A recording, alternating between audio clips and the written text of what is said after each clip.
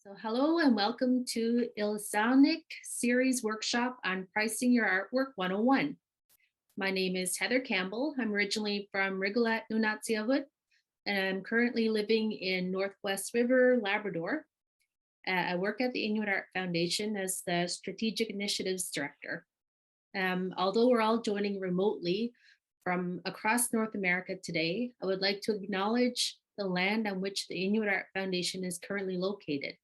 It is on the ancestral and traditional territories of the Mississaugas of the Credit, the Haudenosaunee, Anishinaabe, and Huron-Wendat, the original owners and custodians of this land. Today, this place is home to many, including a diverse urban Indigenous community of Inuit, First Nations, and Métis. So thank you for joining us today. This workshop is part of our new Ilisarniq series, a series of workshops for all Inuit artists, curators, writers, arts administrators, and others to learn new skills and expand their practices. This series is a partnership between the Inuit Art Foundation and the Inuit Futures in Arts Leadership. Today, we'll be focusing on especially pricing clothing and accessories, but we hope that a lot of the information applies to other contexts as well. With that said, we're also working on developing another pricing workshop that will cover two-dimensional artwork and sculpture. Our conversation today will feature Nicole Kampog and Duma Alwarid. Nicole is an Inuk designer originally from Rankin Inlet, Nunavut, and her husband, Edgardo Mendieta, is from Panama. Together, they formed the husband and wife creative design team for ENB Artisan, based out of Iqaluit, Nunavut. Established in 2012, ENB Artisan incorporates their knowledge and skills into seal fur, footwear, fine Inuit jewelry, as well as other refined home decor items. Duma is an entrepreneur and owner of Unorthodox Yukon, a store featuring mostly northern products from Yukon, Northwest Territories, Nunavut, and British Columbia. Duma grew up surrounded by Inuit art, and she is excited to keep learning and expanding in the Inuit art field. Before we get started, I just want to remind everyone that if you have any questions, please send them through the Zoom Q&A pop-up. Okay, let's dive in. Thanks, guys. Thanks, everyone, for being here. Did each of you want to tell us a bit about yourselves? Maybe we can start with Duma. Sure. Hi, guys. I'm Duma. I'm based out of Whitehorse, Yukon. I am the owner of Unorthodox Yukon, and I am super excited to be here today with you.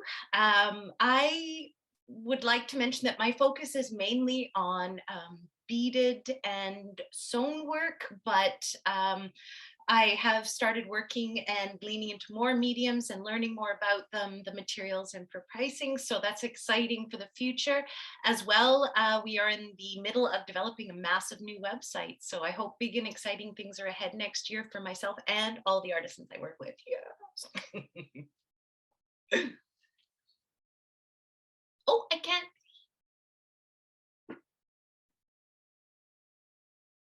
Nicole, can you give us a bit more information about yourself as well? Absolutely. Hi, everybody. It's Nicole Kampog, the owner and designer at ENB Artisan, which is a little small business that my husband and I run here in Iqaluit. I was actually going to start off in Inuktitut. I'm so sorry, but I will just keep going in English. We love to hear it, though. Go ahead. Oh, yes. Okay. Nicole Kampag mo yung kanya silang musaw yung kisiyan ni tamani ikaluy milak ito nga ay pagalo panagalo and that's all I will say. But no, so we have our little business here in Iqaluit, doing seal for footwear, custom jewelry, home decor, and I'm really interested in speaking on this and learning from people, as well as trying to help people figure out their pricing, because I know that when I first started, it was very difficult to try to navigate around that. So I'm very excited to be doing this. It's great to have you here. Maybe we'll kind of get into both of your experiences with pricing different work and have things changed over the years. And I also think things are probably a bit different for you compared to people that are pricing in the South, because you're connecting more with the artists. So we want to go in the same order Well, just to get a bit sure. more information. Sure. So my experience, I opened the shop about 3.5 years ago. It's my third business in the last 10 years. Successful business, I will add. But I was introduced to the beadwork. I first started bringing in work by Kaylin Baker and by Justine Sonoa Wood.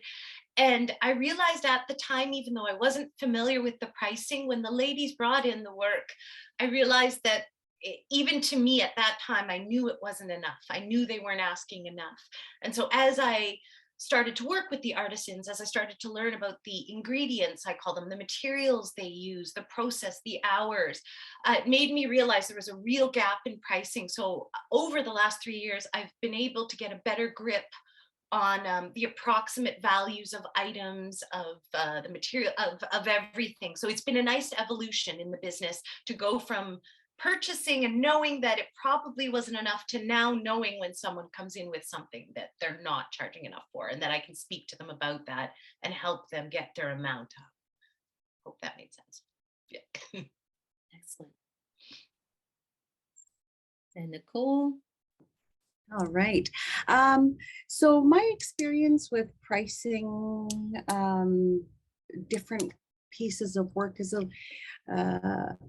it's been a long journey, but also a little bit difficult because, I started doing the shoes. I think it was in 2016, and I didn't have any experience, and I had nothing to go on. So I couldn't even really look at any other websites or other people that had them, and so I was really lowballing myself on the prices of these custom shoes that I was, putting seal fur on. It was really unique. So as well as the jewelry too, because I know how long it takes. We make fine Inuit jewelry like out of our beautiful materials, ivory and baleen. And when you have some beautiful stuff, Oh, right? When you have, when you don't have, am I still frozen? Nope, you're good now. No. Okay. So, when you don't have something as an artist to go off of, if you have no examples to go off of, then it's a little bit more difficult. Helped me to kind of come up with a formula to be able to make that easier for me, and then for me to pass on to other artists. You're a little bit glitchy. I wonder if we should try without the video for a bit and see if that helps. Duma, did you want to talk about maybe what you see as some of the main challenges for Inuit artists selling up north? Yeah, I would say, as always, I think it's knowing your worth and knowing the value of your work. And as Nicole was saying, if you're just starting or you don't have items, to compare your pricing to, I think it would be super hard. Also, because the market for so long has dictated, or for so long galleries and institutions have dictated what the value of an item is or what they perceive it to be, I think it's hard to break through that and go, no, it's worth more. This is why. So the justification. So a lot of it is just education and researching constantly to see what other people are doing. The other barriers would be the introduction of social media. It can be a blessing and a curse. I think a lot of our self-worth as like someone like me as a retailer who's posting things, when people are critical or make comments, insulting comments, it can really be a blow to both myself. So I can only imagine how an artist feels, but a blow to their self-esteem. They start questioning the value of the item. Maybe I'm charging too much. So I see these as barriers. And I think the more we get the prices, like Nicole is teaching, an established formula so that across the board, everyone can take that and say, no, this is the base value. And we work from there. It's no longer what other people are telling us. This is what we perceive it to be worth, and moving forward and up with that. I think those are the barriers. Social media is a huge one, I think.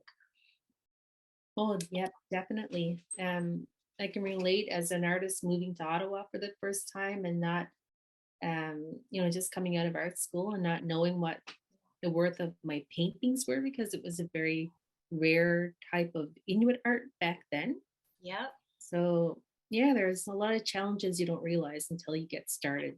And you just really need to trust the process, believe in your art, believe in yourself. And I think once you get that beautiful bubble around what you're doing and that protective kind of barrier against criticism, if it's not a constructive criticism, you don't need it. So it's really working on yourself as well, because you are putting yourself out there with your artwork. It's not just the art, it's you as well. Mhm. Yeah. Nicole, someone was mentioning in the chat that you might be able to call in. Ah, there you go. So you'll have video, but the audio on your phone. Perfect. So Heather, can you repeat the question that I think that Duma just had responded to? And I don't know if you had posed a question to us. Yeah, it was just what you think are some of the main challenges of the Inuit artists when it comes to selling and pricing. Oh yeah, I think that we so often undervalue our hard work. So often when I'm going into the North Mart here or hotels, or they're coming around and they're asking for a price that they think they might want for 30 or 20, right? So there's not that confidence. When you know that it's worth way more than that, you might have even paid more for the materials. So I think the challenge is not having any examples to go on, or maybe even a cooperative, right? Where you go and that is where you sell your art for the same amount as what other people are. And I think that's a problem because you're not sure, and so often we undervalue ourselves. And yet at the same time, if you sell it to a gallery, they're going to go and mark it up 100%, and they're going to not have any issue selling that. So maybe one of the problems is not having a cooperative or somewhere for artists to know what other artists are selling those items at so they can put it around that same price. And I've done that to myself, even having unique and really fine quality jewelry and furniture and stuff like that. I even still undersell myself. Mm-hmm. But we all have to get better at it somehow. So always the issue is undervaluing our hard work and what we're worth. In your experience, you just mentioned co-ops. Do they often have sort of an amount that they'll give for items, but it's not necessarily by artists? You know what I mean? Where it's not so much taken into account the knowledge or experience of particular artists. Is it more by medium or material? Or in my experience in all of the co-ops, and I'm not talking about the Art to Cooperative store, I'm talking about, perhaps there should be some co-op where, I was thinking about this not too long ago, about having a co-op where there are all the materials in one spot. I'll buy a narwhal tusk, I'll buy baleen, Yeah. I'll buy those from whoever wants to sell them. And then that's where the artist can go, and then, it's all, so it's one spot to get material. But in the co-ops, in the Arctic cooperatives across Nunavut, which I've had much experience seeing all of the art that they buy. And they, if an artist goes in and says, I want $40 for this, this brooch, perhaps, they'll say, okay, I'll give you 20, and then they'll put it on. I don't think that there's any kind of formula that people use, whether it be buying or selling. They're just kind of going off of a number that they think might go over, in my opinion. Maybe Yeah, Duma knows definitely. different. No, I think you're right. I think I know when I first opened, I would have artists coming in and saying, "Would you be interested in this?" Yes, I'd love that. Okay, so do you need 50% off? And I'd look at them like, "What? What are you talking about?" And they're like, "That's what the galleries ask from us." And I was just like, "That is highway robbery, because not only have we priced it and maybe it's just worth what you initially told me, now you're taking a 50% cut like that." So for me, I'm operating a little bit differently. I'm a social enterprise in that I prefer, just it's my business model, but I prefer to work with the artists, establish their retail price. So what I sometimes will do is sit there and say, this is what I would sell it for in the store. This is what you could safely go out anywhere and say, I want this much for it, knowing that I, as a social enterprise, I have to cover my store costs, my staff, etc. But I'm only marking up a small fraction because I am a believer that the artisans should get the bulk of the profit, not the other way around. That is not a normal store model. But I do agree with you. That's a huge barrier and very discouraging for the artist to see their work knowing they could get that $100, but they were only given $50.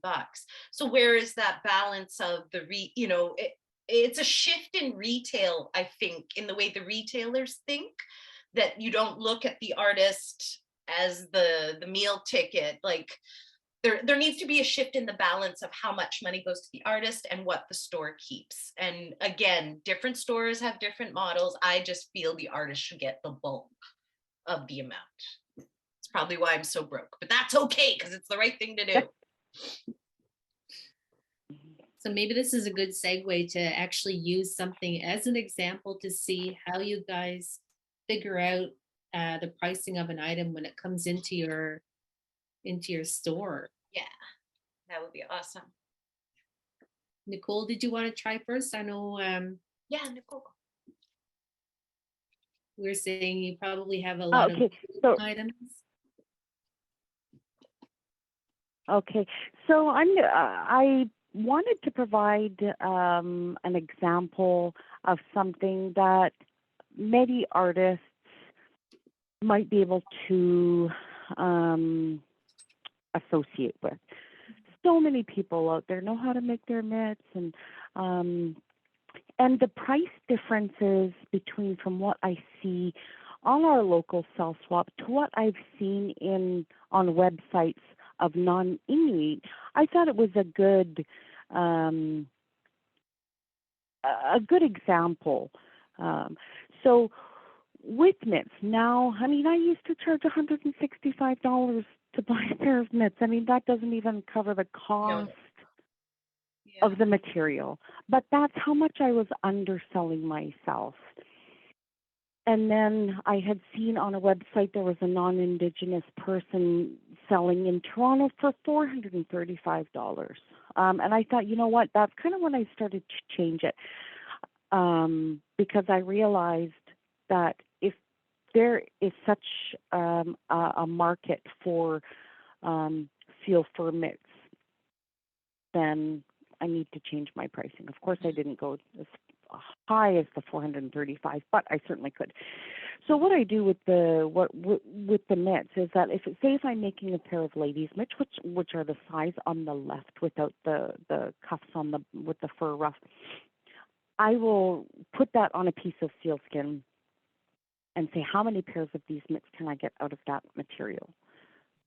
So if I was $200 pelt, then I'm going to divide that by how many ever number of mitts, usually 3. But also with my mitts, I use the seal leather palms, um, which is quite rare to get. I mean, I don't see Yeah, you see seal leather. leather, Yeah. right? Too often. So I'll price that out. I will kind of do an approximation of how many pairs that I would get from the palms as well. Same thing with the material on the inside. I use Berber or Sherpa. And then I would do the same thing for the cuffs, which is the white fluffy fur on the right, see it there, and the black. So I put that all into my Excel spreadsheet, how much the cost of the fur is. But I also calculate. So at the beginning, what I would do is I would take a stopwatch and I would calculate exactly how much time it took me to sew those mitts from the time that I got the pattern out to the time that I was done the last stitch, because then I knew how much time it would take me to put into my own labor cost form. Because then I know, okay, you know what? I worked for 3.5 hours on these mitts. I'm charging $40 an hour. So just for my labor, because then that way it's safe. I can say, I'm not humming and hawing about how the price, this is actually how much it cost to make them. This is how much time it took me. And that is how I came up with the price. So it made me feel better that when somebody's asking me the price of something, I'll say, oh, they're $375. Oh God, well, and I could say, hey, you know what? This is how much. Not that I ever feel like I need to explain to anybody what my prices are, but I have that there in case I feel I really need to. But then, so I put that all into my spreadsheet. I do the same thing for men's mitts, for toddlers' mitts, for ladies' mitts. I calculate roughly how much the mitt liner is, the fox fur, the trim, the leather palms. But then on my form, I also have a designer fee, which was more for the shoes when I was doing the shoes. But I want everybody to know that, this is my intellectual property. I'm going to charge a designer fee because that's helping me increase the prices of my items that I feel are very unique and rare. So on this sheet, which I think that you guys will all see in a little bit, when you calculate all those things together, then you're going to come up with a wholesale cost. And then that will give you the price of what you can comfortably sell at. And then you can kind of range it from there. I mean, I can go on and on about ranging, but I'll just leave it at that for now, and then I will let Duma do her thing. And if there's any questions about ranges and changing that, I most certainly can talk about that. Or if you have any other questions, Heather, for me on this, I just don't want to feel like I'm taking over. Oh, please do. No, this is great. I think so many of us, we don't quite know how to even start with a formula. And I know this is one that I've asked myself too. How do you know how much to pay yourself per hour? Oh, That's the yeah, tricky you know one. what? That's a good question, Heather, because what I put down in there, like I can change these as, like I said, I can change them where I need to. But I figure if I was not doing this, I would be working at a job that would pay me myself for my skills at least $40 an hour, at the least, right? If I got a government job working in an office 8:30 to 5. So I think, okay, well, why would I pay myself any less for doing art than I would be sitting at an office? So I kind of use that. I kind of use that as guidance. Like, okay, if I wasn't doing this, how much would I take at a government job? So I change that to whatever I feel my hourly, what I would least take at a government job or any job really. So it doesn't have to be government; it could be any kind of line of work that you feel you would work the minimum for. I'm wondering if we should go ahead. I think we'll go ahead with the questions because they're related to what you're Yeah. talking about right now.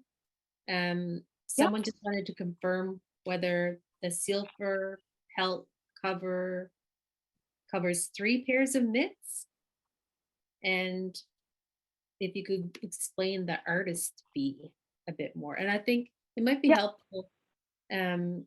We have a lot of maybe younger people that are just starting out that see the prices for items and think that they can charge that same amount. But maybe talking about how experience and expertise plays into all of that as well, like your hourly fee or your artist fee. Yeah.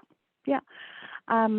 So it really depends on the size of seal pelt that you get. If I'm just talking about an average 5.5 square foot harp seal skin, which I know you can make 3 pairs of ladies' mitts from that.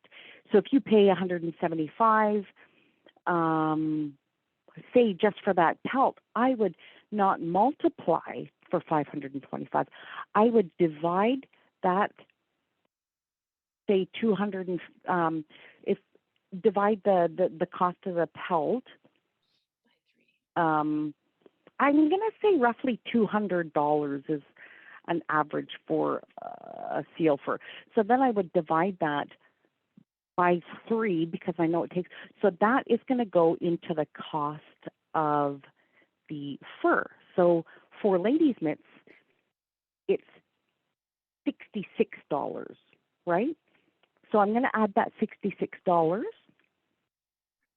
And then I'm going to do the same thing for the liners and everything. So then I would add the thread. I don't want to seem like I'm getting too complicated here, but you're going to just kind of get a figure of what the rest of the materials cost, and you're going to put that in your spreadsheet. You're going to take this, the $66 for the knits, add it onto what the material costs, say roughly $15, depending on what it is you put in there.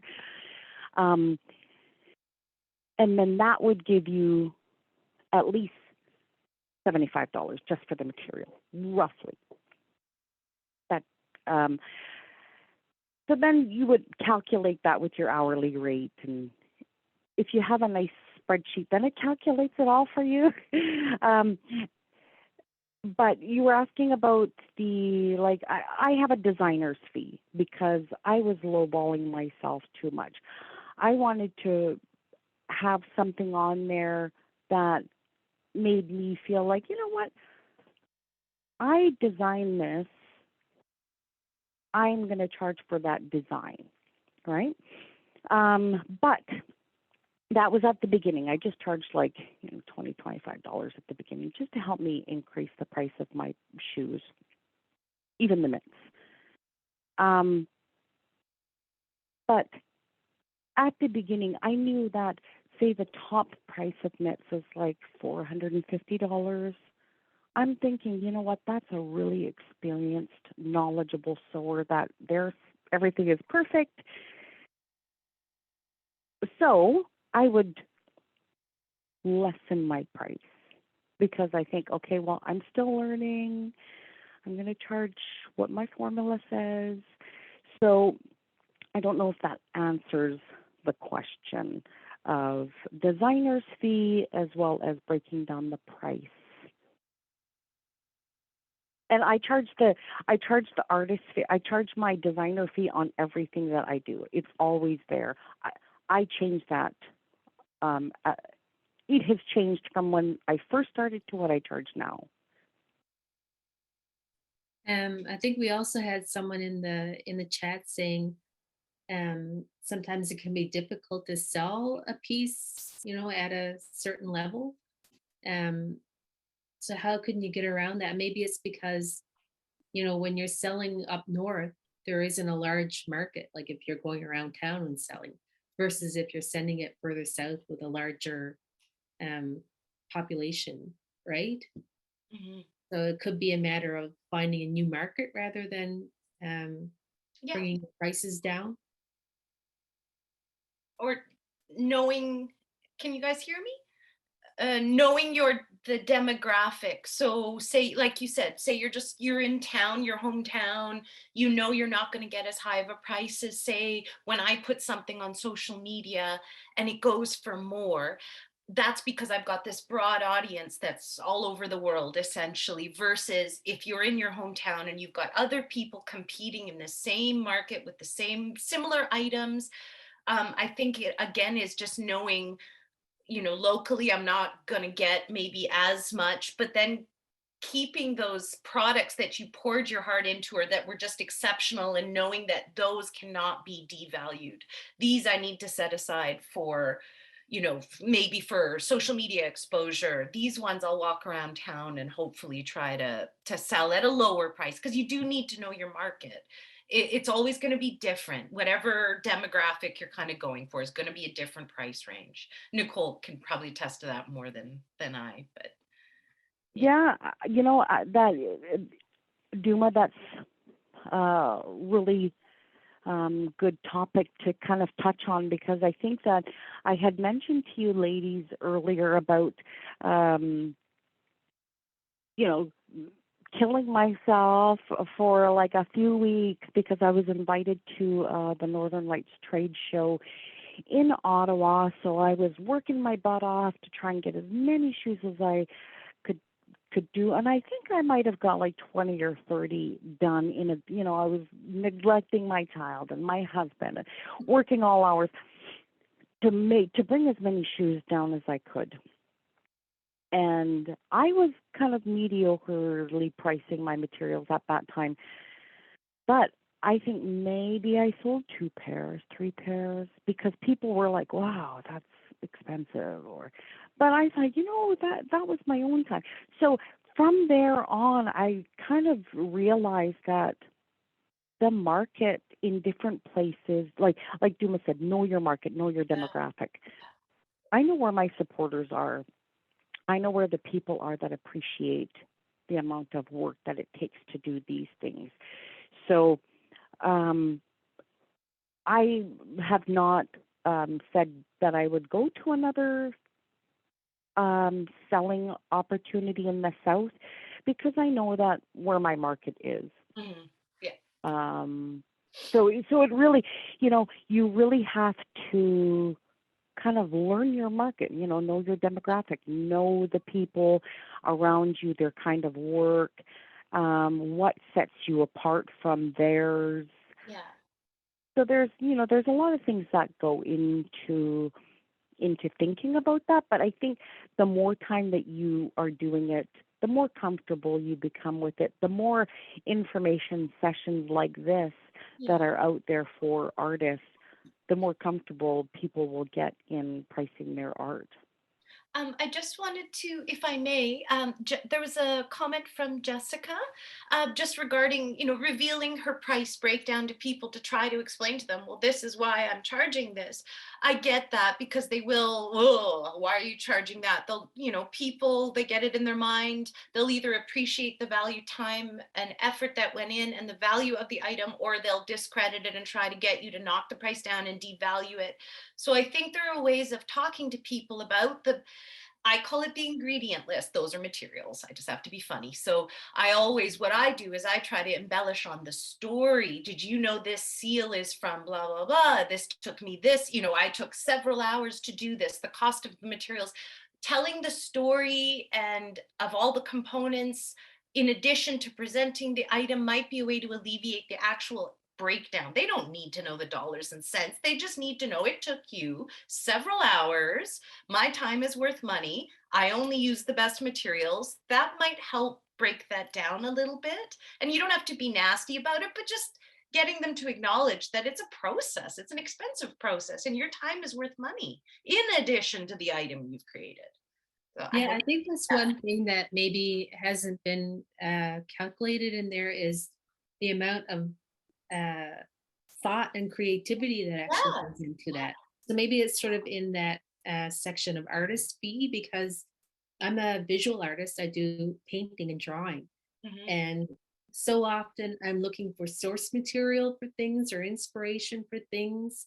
It takes time to do your research, to do thumbnail sketches, to do pencil sketches, and then work on the final piece. So people don't see all of that work that you do beforehand Yeah. before you even get into working It's with not a the kit. final You're not product. walking into a kit and like slap, slap, slap, done. Like it's the whole, further to Nicole's point of a designer fee, which I'm going to bring up if we have time for my example too. This is also the education you've taken the time to put into your career. You've done training, you've made mistakes, you've had success, you've had loss. This is years of your career. So that of course has to be factored in, as opposed to someone who's just starting out, maybe first, second year, starting to do some workshops. Acknowledging someone's brand is a big deal too, because they've worked hard to build that brand, the name. I have several artists that you just mentioned, you have a collection coming out by that person's brand name and they're done, they're gone, you know, like, so there is that small portion of fee, the notoriety of it's a Nicole Campog, or, you know, like there is that small, it's like a Louis Vuitton. You're paying for that name a little bit. Yeah. Yeah. All I got is We had another comment about searching for a southern market, or how would you do that, or how or why would that be different from approaching Arctic cooperatives or Canadian Arctic producers? Nicole, do you want to, or So the sorry. oh no, I was just going to say. So you're looking the question there. I'm not. I think I'm not sure where you read. I think that you have your own private place Oh, to see yeah, the questions. Q&A. But it was saying, how do you find a southern market for your products? Was that the Oh, question? she was asking, where are you searching for a southern market, and why not just go with the co-ops?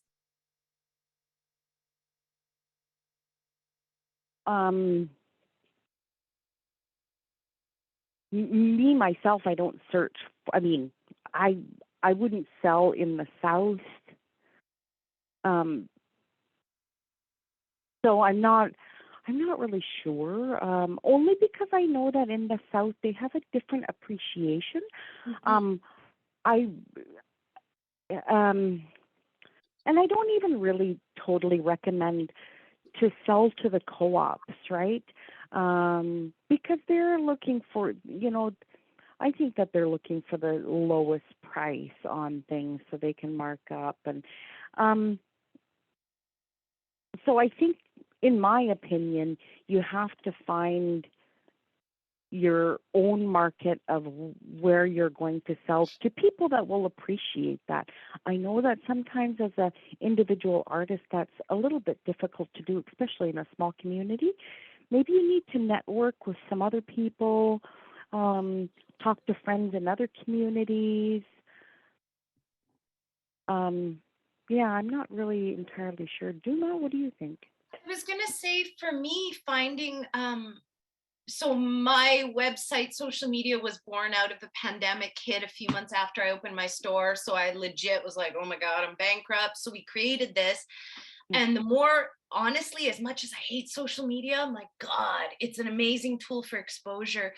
I have people who purchase in Luxembourg. I have people in Norway. I have like all over the world. They found it all through Instagram.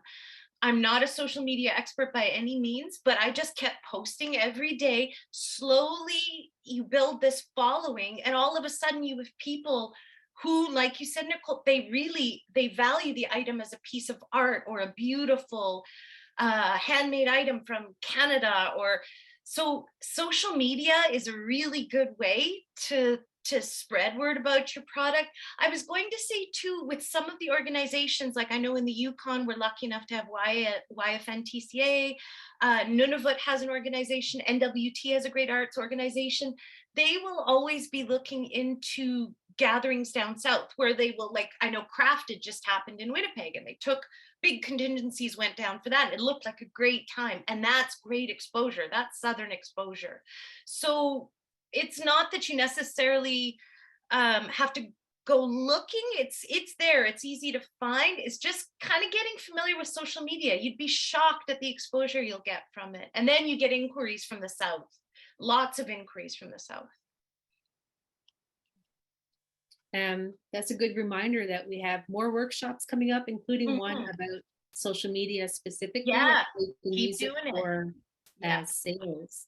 Yeah, I think we wanted to go and take some time to do another example. I think this one for jewelry. Oh, yes. Hopefully we have time. I just realized it's already 10:02. We'll do it fast. Yeah. So maybe a different formula that we can think of. So I'll just go ahead. These are by Kaylin Baker Designs. She's based out of Yukon. She is a Northern Shoshone Tlingit artist, and one of my favorites. She's the reason I got into selling Indigenous beaded work. So Kaylin is an established designer. She is actually off to Vancouver Indigenous Fashion Week in a couple of weeks. She just has a massive collection. Her Canada Council Grant collection is up at the Art Center on display. So she's a well-established artist, and her star is continuing to rise. So what I did with Kaylin was I asked her, can you please give me the ingredient list? I'll try not to say the price because I see we're doing a poll. So I always, for me personally, and I've found success by doing this, I do photos. I try to take great photos in natural light. Then I sit with the artist and I ask her, we did a breakdown of how long it took her to do each side. So each earring, the cost of materials. And then we did put a branding fee. Like Nicole said, there is a Kaylin Baker fee on there.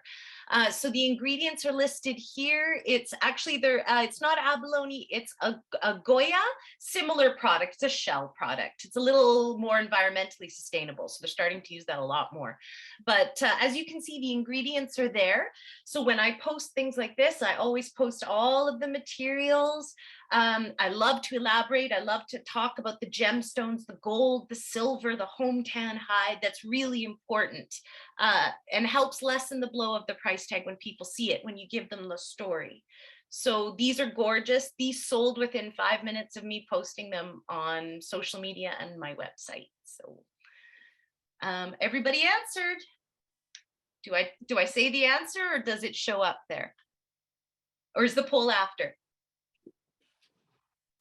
Oh, Danielle, what was your thinking?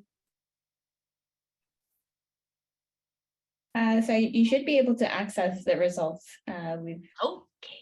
Let's see. Got 350, 45, 80. Maybe I can post them here. Oh, cool. Oh, neat.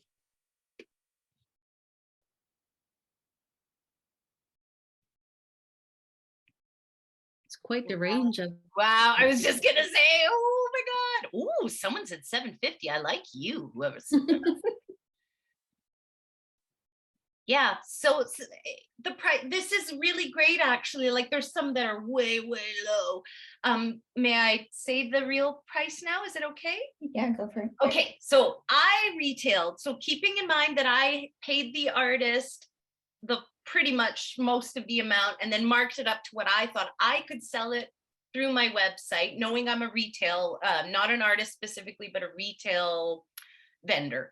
So these were $450. And they sold in less than 5 minutes. And again, when I posted them, I always do beautiful photos so people can try to get a sense of the color, the ingredients, the size, how it's going to look. So yeah, these were $450. So pretty good guess. Oh, Mila. Hey, Mila. Yeah. So yeah, these ones were $450, and that's perfect. And so with Kaylin, it's the same with Heather Dixon Designs. Certain artists, like it's the same. I always say Jamie Okuma. She's the American Indigenous beading designer. She's killer. She's amazing, crazy good. I don't even want to know what her hourly rate is, but she would have a design fee as well. Like I literally paid $250 for a sweatshirt. but it's okay because it was Jamie Okuma and it's beautiful. But that's what I mean. When you get to that kind of level, that you can do that designer add-on, like Nicole said, because you did all the work. You've done the research, you've done the training. It's, you know, you've established, it's all about your brand at this point.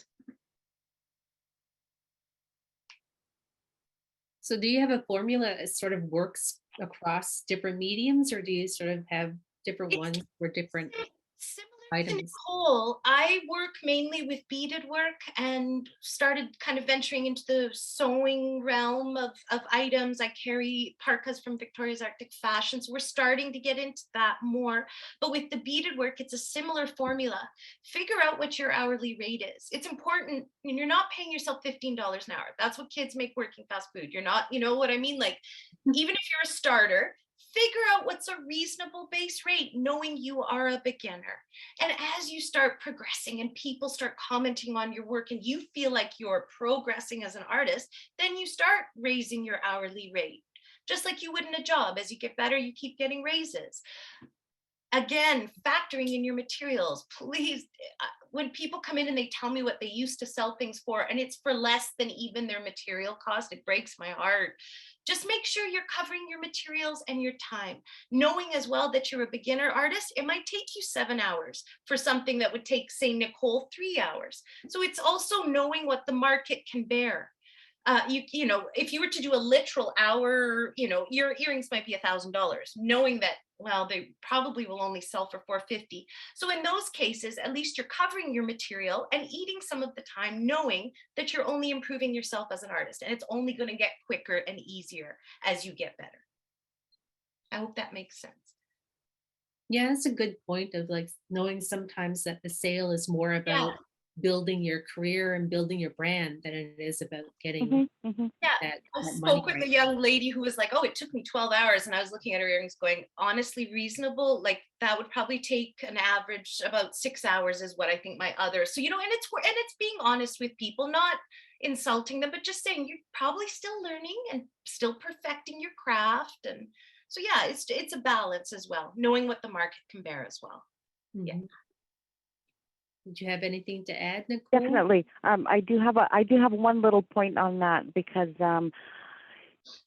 I had calculated how long it took us to make a pair of earrings.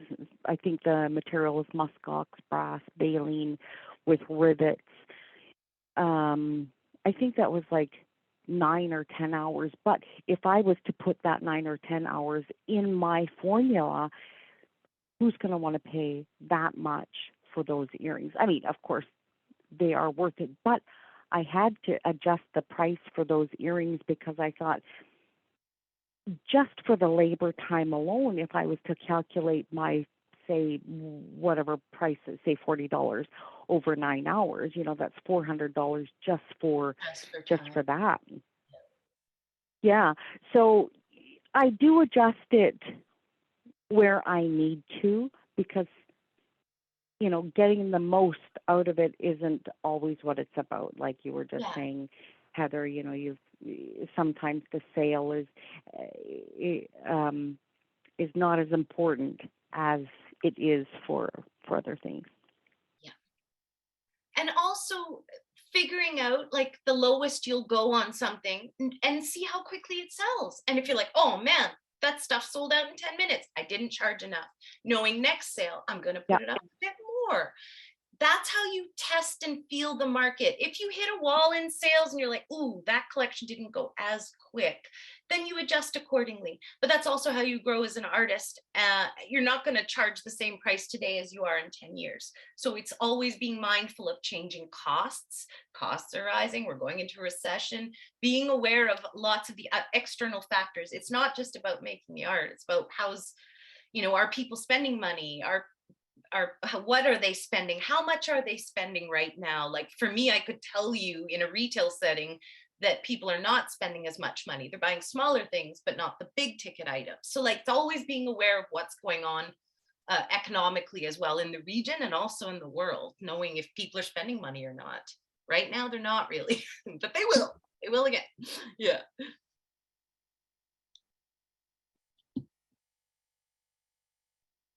Yeah, it brings me back to that idea of kind of adjusting to your market as well. Maybe it's you have the bigger items, but you also have smaller items that you know Yeah, will we sell sell for. consistently. Yeah.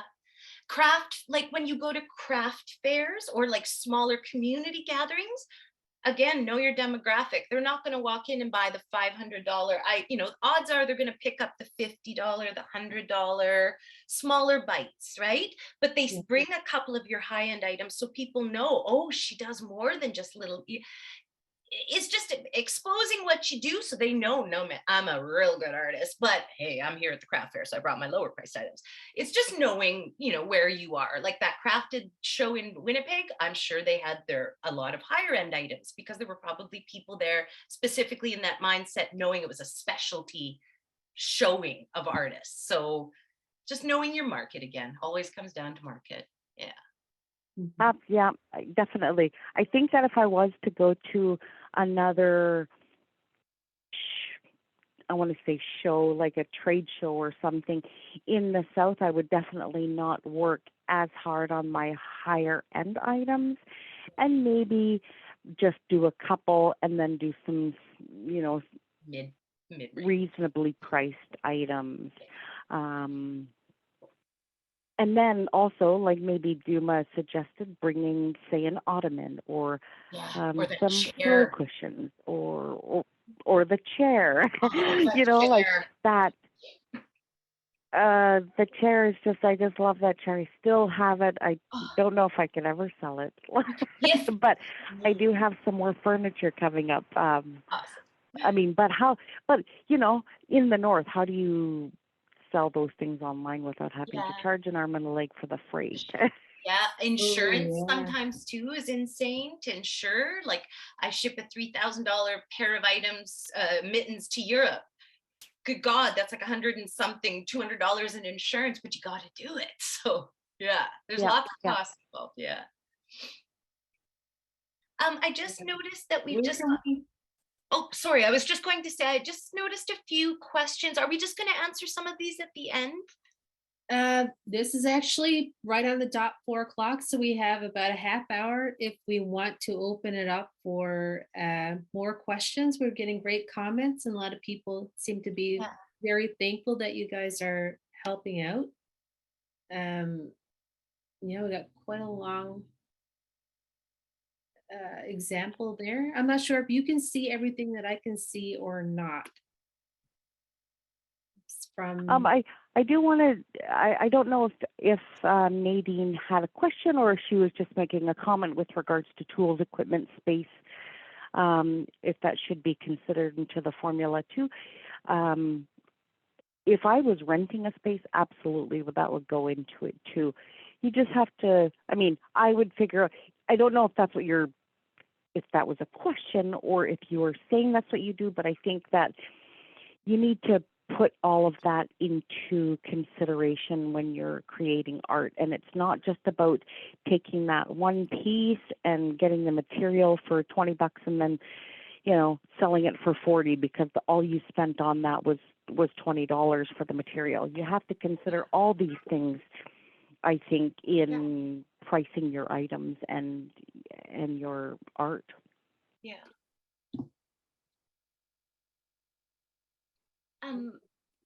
just going through to see what we've got. There was one question about branding. Where is it? How do you start branding? Specific suggestions for creating a brand and reaching social media. May I speak to that quickly? If I could recommend anything, I've never paid a cent for social media advertising. Somehow we built up a following of almost 11,000 people on Instagram. But what did it for me was beautiful photos and daily posts. Don't let anybody tell you different. Do consistent messaging. Come up with your name. Don't change the picture. It's all about consistency with the branding portion of it. And then to build the audience, post every day if you can, something new, a picture, even if it's of old work, but start documenting your work, posting so people become familiar with it. And the hashtags are a huge thing in terms of finding the right people for your work to go to. So it's just basic. Honestly, I'm 50 years old and my teenager had to teach me how to use this. So if I can figure it out, you can. But honestly, consistent posting, key. I haven't done it. I have some health stuff going on, so I haven't been posting a lot. When I post, the numbers skyrocket. The exposure is huge. So yeah, utilizing free social media and the upcoming workshop on social media. Mhm. Yes. Very good, thank you. Yeah, if we want to do some questions, we could probably, if you want to raise your hand, Danielle can unmute you and you can just ask away instead of typing in the chat. So, yeah, I think Heather just joined us. Did you have a question? I think you're still on mute if you're.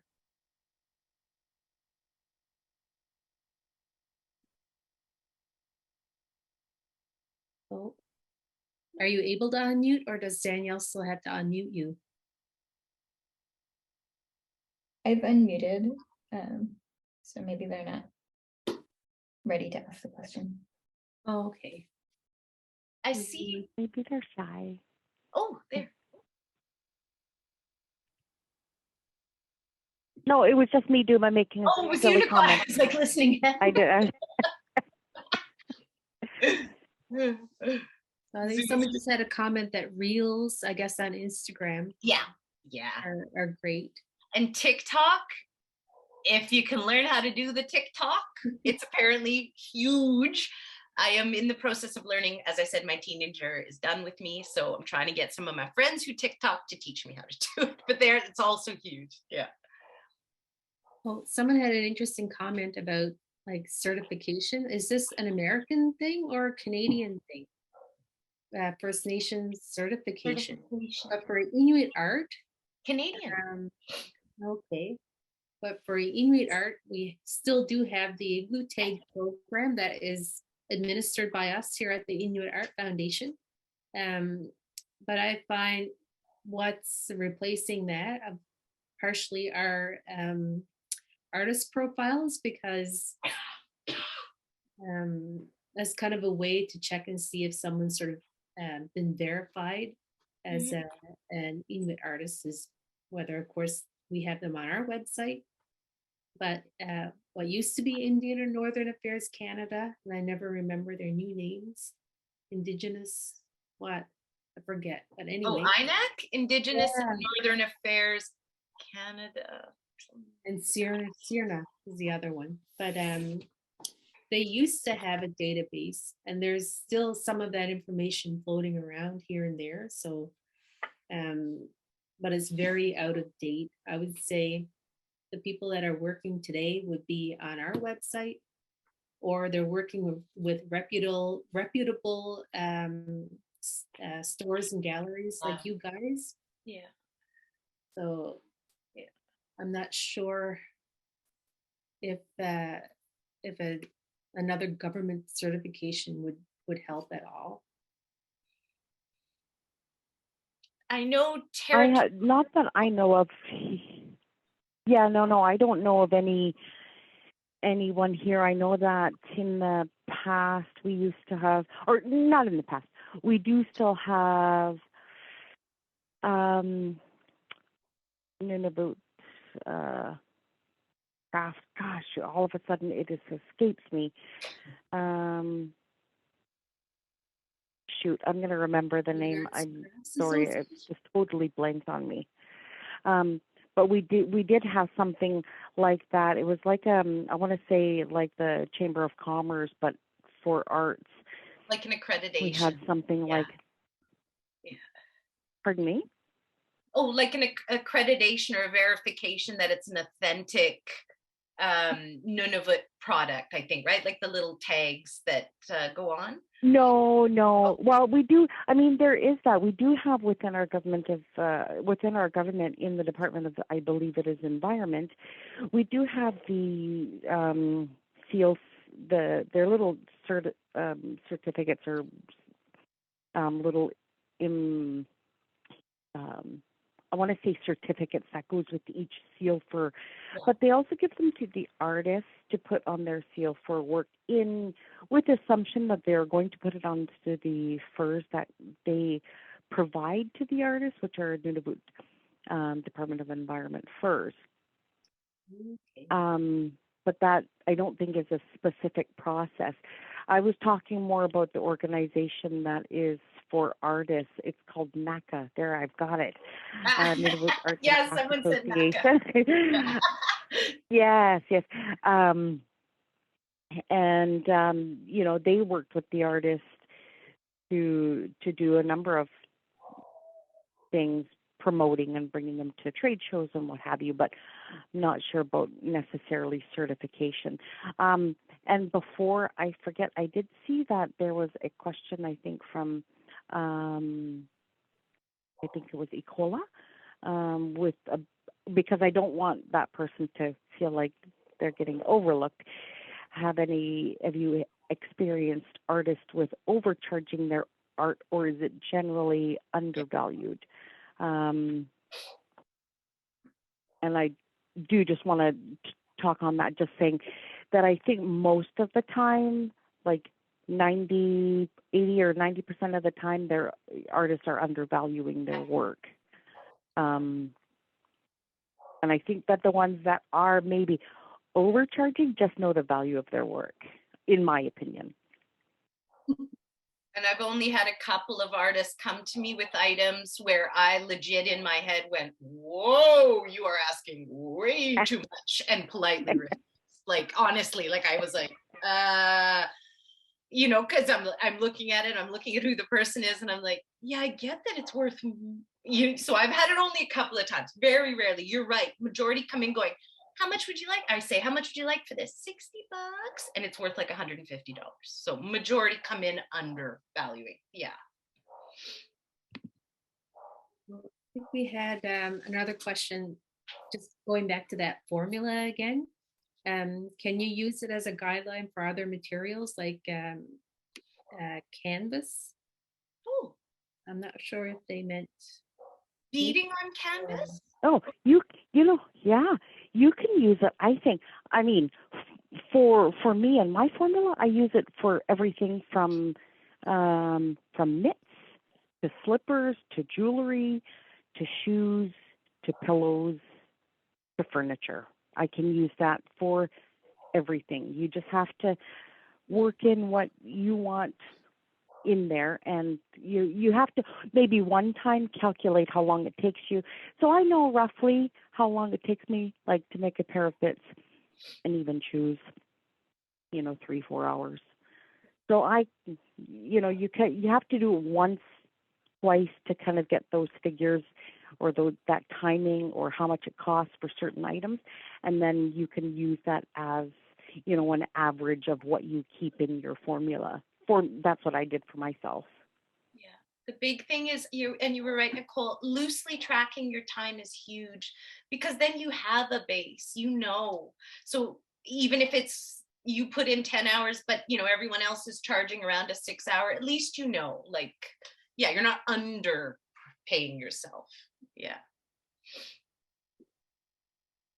Is there anything different, like in different mediums, that you would take into consideration that you wouldn't normally take into consideration for like anything sewn or beaded?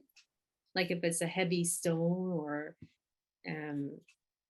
maybe do you get much painting or like The painters that I've worked with, they have a formula figured out per, I think it's like a per inch, or I know I talked to a couple of my artist friends, pieces I have upstairs, saying, what is the value of this now? And they're like, oh, my per square inch is now at this rate, as a way to gauge the value. So they literally, painters anyway, and I don't have a ton of experience with them, but they literally have a formula to figure out by the size of the painting, which I'd never heard of before, but that gives the value of the painting. I was like, okay, yeah. I've done that loosely too. Like if Yeah. I normally do a particular size, but I'm doing double that now, then I'm like, okay, it can be sort of, Yeah, exactly. Yeah, I think you can come up with a formula for the mediums. Like, I'm not familiar with carving, and definitely not items like Nicole would be making. I'm learning more about them. But again, I think if you go with Nicole's idea of that base idea of tracking your time, materials used, and go from there, I think that's a safe formula every time. Hey, Nicole, like loosely, given the mediums we're talking about. I think if it was a rare specific product, you'd have to just look at it and be like, oh my God, we need to figure this out. But again, wondering how much time the artist took, what material was used, and what it cost, and that kind Yeah, of. and I do that with so many things. I have I'll use my formula to give me a base figure and then kind of go from there. I Yeah. do try to find if there are um, other artists that have sold, um, say for the chair that I did not too long ago, this beautiful chair. I tried to look for seal fur furniture. And I couldn't find any. And then I found this one chair, and I think it was like a crazy price, but at least I've got. So I'll do a little bit of research if I'm not sure, like something new, like a chair. I'll go and look on websites. I'll do a little research, and then so I know how long it took me. I know from my formula how much I could sell it for. And then I kind of gauge from there. Mm-hmm. Yeah. Especially if it's something unique. You've got to start somewhere, and you definitely don't want to go way too low. You also don't want to overprice yourself, but I know what you mean, because you create such unique items. It must be hard. You can't just Google, beautiful white chair with sealskin. Yeah, there's nothing else out there like that. Yeah. So yeah, very unique. We have someone wondering if either of you would be comfortable sharing what you think would be a good hourly rate for like a beginner, and then like more intermediate and more advanced, Mm-hmm. artists or craftspeople. You want to? Nicole, do you want to, because Well, you're an if you were artist. going to go, sorry, go ahead, Duma. Oh, no. I wanted you to talk because you're the artist. I just sell the art. Yeah. Okay. So I think that, if I was going to go, if I was just starting out to go and work somewhere, I'd probably be like, okay, well, if they're willing to pay me $20 an hour to sit and answer this phone, then I'm going to charge $20. If, okay, you know what, I've been doing this a little bit longer, I can move up to $30 an hour, 25. I think that if you're just starting out, you don't even want to go at minimum wage. No, go up. Yeah. Right? I'm thinking even if you want to start off by $20 an hour, I think that's fair. I mean, I think it's a little bit low, because I think that if you go and look at any government job, even if it's a clerical position, they start at least $20, $25 an hour. So I think that is a fair starting point. You can go up to $35 an hour, $40 an hour, $50 an hour. At first, my range was between $30 and $50 an hour, but I changed that to if I need to within the final figure. Say if I don't want to charge, $1,000 for a pair of shoes. Yeah. Well, you guys just reminded me that when it comes to expenses as well, we have to think about whether, how much we do end up using in electricity and all of that. And if you become your own business, at what point is it good to do that? And you can claim all of those expenses on your taxes.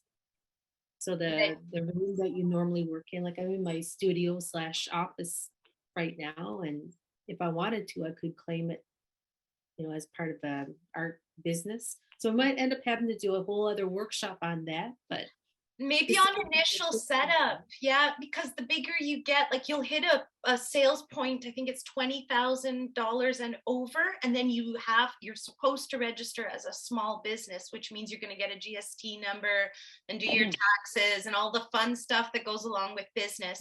But then it opens up a bunch of doors when you incorporate or become a business, in that you can write off taxes, you can go for grants and things where they'll require you to have a small business license. Or so maybe that's something because some of the questions were kind of like, how would you get your brand going? You definitely, those are costs that you're going to incur down the road when you do decide to become a small business. You're probably going to want a bookkeeper. You're probably, like there's all these little costs that we don't think about initially, and then it adds up once you open the business. Just a good idea to get What I've used done to over the years,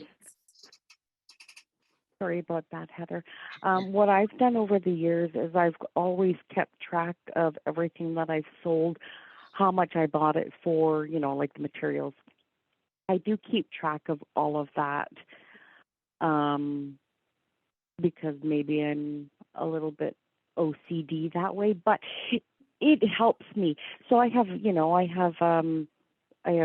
spreadsheets from when 2013-ish, right? So I'm able to track almost probably 10 years of pricing, like what I first started at to what I can sell now. So this is all helpful for later on, perhaps, if you wanted to do such a thing. If that's too much, then, a very basic keeping track of your hours, how much things cost, will give you a very basic number to which you can start selling your products at, if you want to keep it really simple and not too overwhelming. Yeah. Once you get into the big leagues, that's when it's a pain in the butt, I think, when you're selling $100,000 in beadwork a year, privately, not as a store. something for us to look forward to. Yeah. I had something in my head and it completely slipped out. But I just realized we were at 22 now. I think we maybe had one question. I'm not sure if it got answered or not, about just more details about designer fee and how you calculate something like that. Is it onto each item, or is it just like a general amount that you add on to everything, I guess? Nicole, do you want to go first? I add the designer fee for every item that I sell. And again, I can change that. I have an example range between $20 and $50 that I can use to mark up if I wanted to. I roughly keep it around. At the beginning it was like $20, $25, but I charge that for every item that I sell, because that gives me the ability to feel more confident in the pricing that I'm charging. I don't want to ever lowball myself or the amount of time and work that it takes to make a product. And I know that it's good quality. That's my intellectual property, some of these designs that I'm doing. So I do charge that every time, and I have a range of 20 to 50 depending. I would probably set that closer to 40 now because I've been doing it a number of years, but it can range whatever you feel you want to put as an artist. Yeah.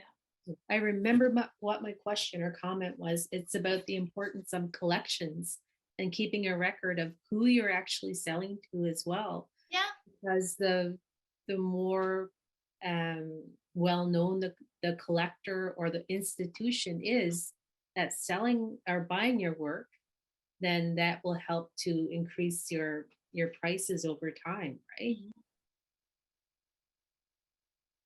Yep. Okay, last chance for questions, guys. Oh, and take pictures of everything. Don't sell things and then you'll regret after. You'll be like, I didn't take pictures. Take pictures of everything before you sell it. Yeah. And we need, if you guys want to get a picture of us as well, I know we usually get screenshots for for when we're letting everyone know what we're up to. Mm. So maybe we'll do that just before we all sign off. Danielle, what do you think? What do we normally do for the screenshot? Sure, yeah, we can do that after. Okay, and Heather, I just want to make sure if you were able to unmute yourself or if you still had a question or not. Heather Beecroft is in here. Oh, I see your hand. Excuse me. Oh, Francois wanted to know, Duma, if you only sell Indigenous works of Indigenous artists. When it comes to beaded work, I prefer to only work with Indigenous artists so that there's no confusion. I'm totally supportive. I mean, beading originated in Venice. Like, I'm all about everyone doing it. But for me personally, in my store, to avoid confusion, I only sell beaded work by Indigenous artists. But I do have other products in my store that are by non-Indigenous artists. But I would say 90% of my store is Indigenous designed and made product. Did that answer his question, I hope, Francois?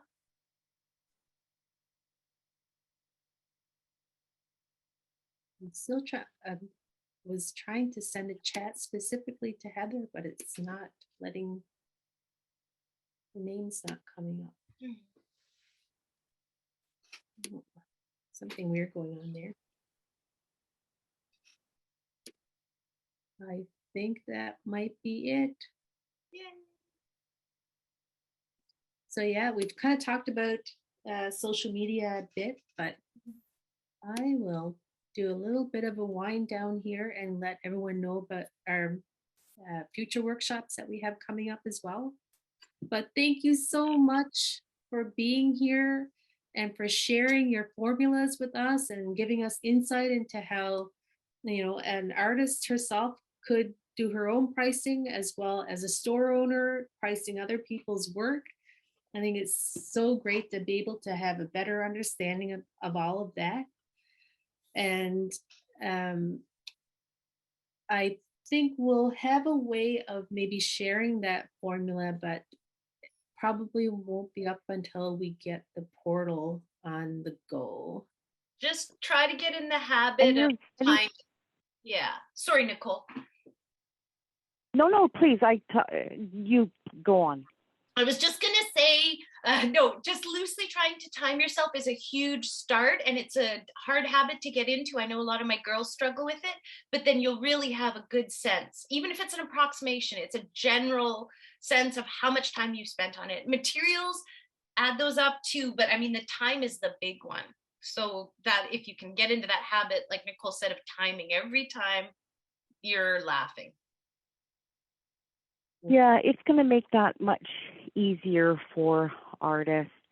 You can always reach out to me too if you have any questions. I know that sometimes it might seem a little bit all over the place, or if you're not sure about something, please feel free to reach out and ask.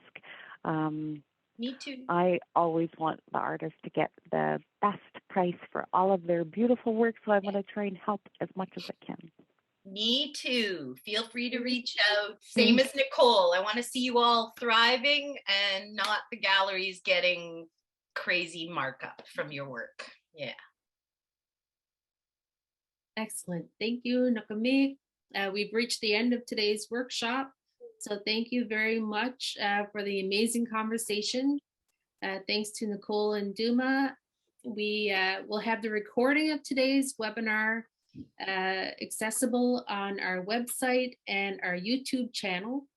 So we'll be dropping a link to that in the chat, as well as to the website where you can learn more about Nicole and Duma. Yeah, I was going to ask you earlier about your website or where best we can see your work. So I think Danielle should have that, and it'll probably pop up any second now. Yeah, I dropped it a few minutes ago. Yeah, it's there. Yeah. And my website currently sucks, but a new one is being built. Have no fear. Check out the social media though. Yeah. So don't forget about Yes. We have Yeah, we have a Facebook page as well as Instagram. You can check those out and message us there. So we'll follow up with links to all of that and resources that we covered today in an email. You can also find that information on our website and our social media. So that's it. Thanks so much, you guys. Thank you everyone Awesome. for showing up. Thank you And so have a great day. much. Bye.